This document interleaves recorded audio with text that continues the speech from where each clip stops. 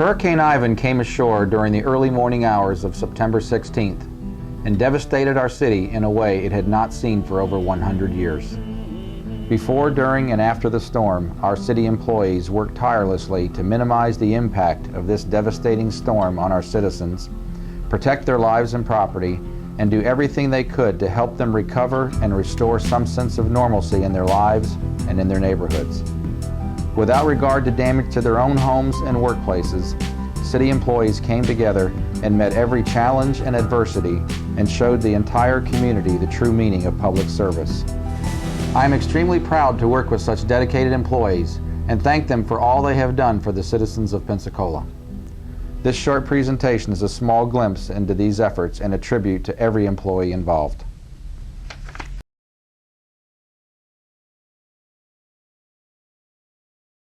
You're aware that we're under extreme hurricane conditions and we don't have any way to come out. Hello, is this the Pensacola Police Department? Yes, it is. I just got a call from my sister who is there in Pensacola. They did not get evacuated. She's in a trailer park. Their trailer has just been cut in half. She's screaming. She wants to leave. Pensacola 911. Yeah, I need to find out if the eye has passed yet. We are up to our waist in water. Where are you at, ma'am? We are in, I'm trying to think, Grand Lagoon. We're south of Stone Beach. Pensacola 911, what is your emergency? Something flew in my window. It's busted my window open and my window, my room is down. I'm sorry? A tree or something busted through my bedroom window. Pensacola 911. I don't know. We're getting flooded really bad. We're up to our here in water. Where are you? We're over in Grand Lagoon. He's in his house and he's waist deep. It's him and his dog and they can't get out. And we don't have anybody available to go down there.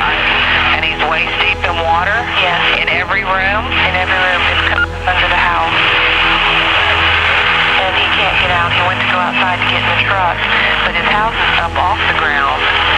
It's on block, like cinder blocks or something. And it's worse outside. Yeah, we don't have any officers on the street right now. Okay. If there's a list or anything, you know, when this is over, they could go check or something. Waist deep. Oh my God. Was about 5 inches about 10 minutes ago. It's just going to get worse. Yeah. I told him go to the washer and dryer, refrigerator, and next is going to be his roof. Okay, well, I mean, they did try to evacuate everything that was down below Garden Street. Hold on just a moment. Oh my God. Pensacola 911. Yes, ma'am. I'm not sure if there's anything that we can, that you can do or anything, but we're staying next door to a 90-year-old woman, and her roof just flew off of her house, and we know that she's in that house. Right now, we can't even respond to her. Hopefully, she's in a strong part of the house. There's nothing we can do. Hello? Pensacola 911. Yes, ma'am. I just needed to know who I need to report that, you know, like we are in waist deep water in our home and my father is in a wheelchair. And is there any way that you guys can put us on a list to have somebody come out as soon as the storm is over and come and get them? I'm here. What's going on? My mother didn't bring it. Okay, stay on the phone. Do not hang up. Oh, God, this storm is so damn.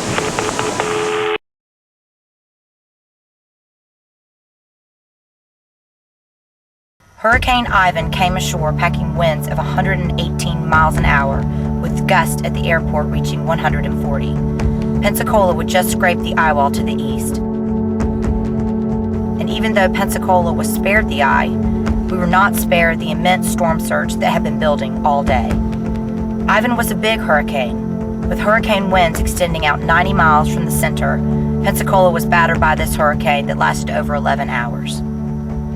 The city did all it could to prepare for the storm. After securing their offices, all civilian employees were sent home on the afternoon of the 14th. The emergency operations plan was activated at that time, What this meant for the citizens of Pensacola was that instead of having their normal complement of 12 officers patrolling the streets, the citizens would now have 80 officers on the street at any given time. Other steps were taken throughout the city to batten down for the impending storm. All extra traffic signals were removed from intersections, and emergency equipment was moved to spots throughout the city so as to help with the rescue operations after the storm subsided. The Emergency Operations Center was a buzz of activity. This center is the place where all departments throughout the community come together in one room to further facilitate speeding resources to problem areas. On the morning of the 15th, with all preparations in place, we were as ready as we were going to be. All that was left to do was to hope and to pray. As a community, we were ready, but no one could be completely ready for what was about to come. By around 4 p.m. on the 15th, reports were starting to come in of trees down throughout the city. Of course, this was to be expected, and things were just going to get worse from here. Emergency workers were responding to calls for service, and it was noted that even at this early hour, the water had already started to rise in the downtown area. By 7 o'clock, winds were up to hurricane force. Officers were still answering distress calls from throughout the city. There were live electrical wires in the streets, and trees and limbs were falling throughout. Emergency workers continued to work as best as they could under the extreme conditions, but by 10 o'clock, conditions had worsened considerably, and all officers and patrol cars were ordered off the streets. Winds were gusting in excess of 90 miles an hour.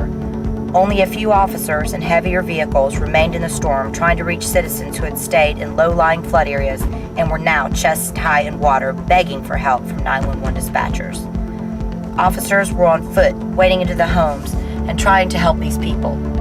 This effort was suspended at around 11 p.m. There would be no more help until the next morning. By this time, all hell had broken loose.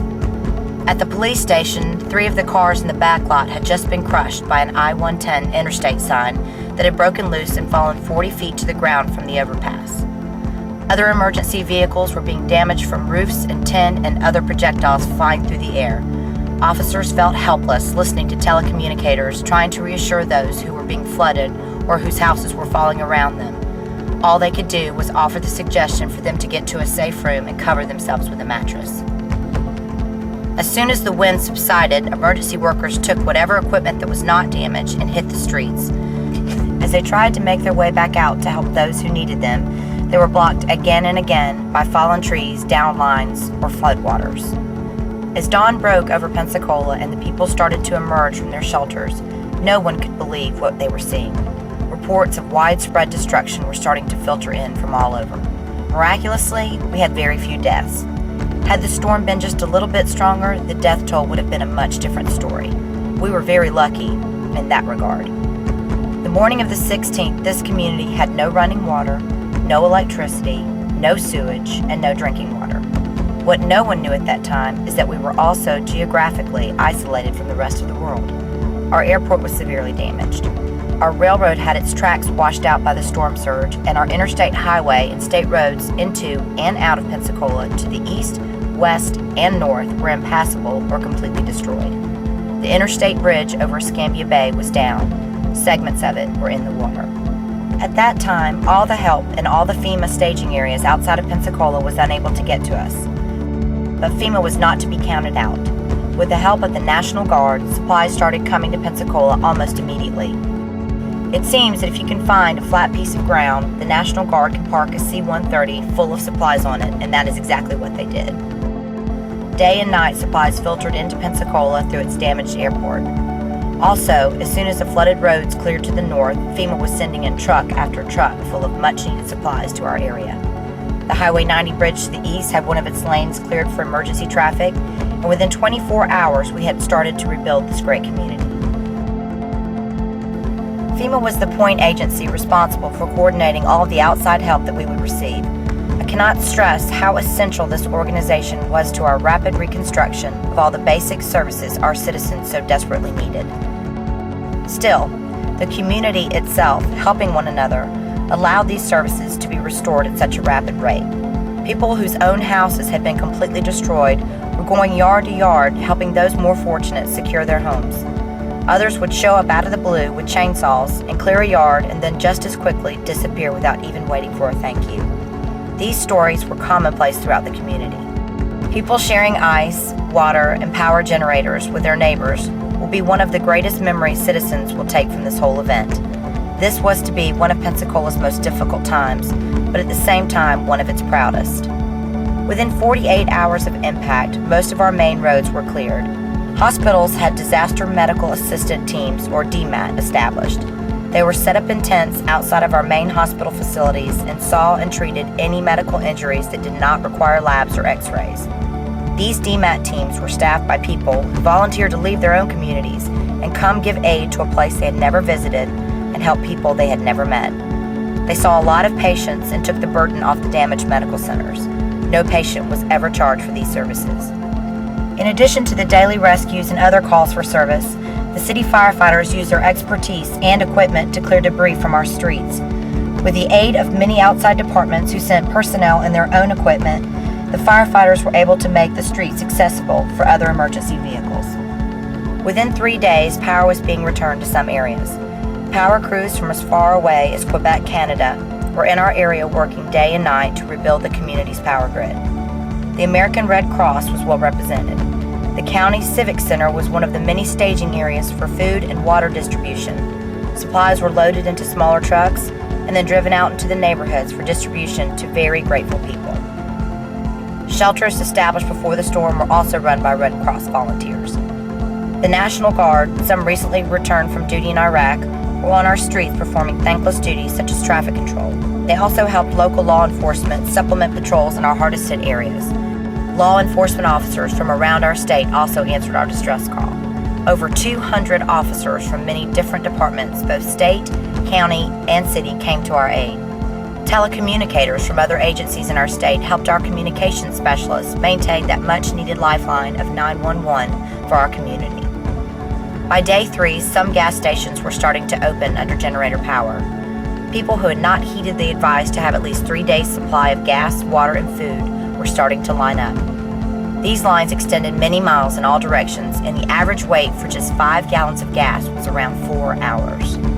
Despite the heat and frustration, the people of our community remained civil. Everyone shared that common need for water or a bathroom, and for the most part, everyone helped each other. Somewhere around day 5, the City of Pensacola civilian workers answered the call to return to duty. Leaving their own damaged lives, they went back into their offices and tried to put things back together. City Hall was severely damaged by both the wind, rain, and tidal surge. Employees, as well as military personnel from throughout the area, lugged heavy files and needed computer equipment off the upper floors, and a plan was put into action to open up a much fragmented city government. Streets and traffic crews went about bringing back automated traffic controls to the city's intersections, while Parks and Recreation surveyed their much damaged facilities and salvaged what they could. Other employees started the much needed debris removal from the city right away. All these employees needed to be fed. The police department, who was already up and running with a makeshift kitchen for emergency workers, opened up their know-how and supplies to all the other employees of the city until other departments got up and running. Other departments in the city established themselves in buildings throughout the city.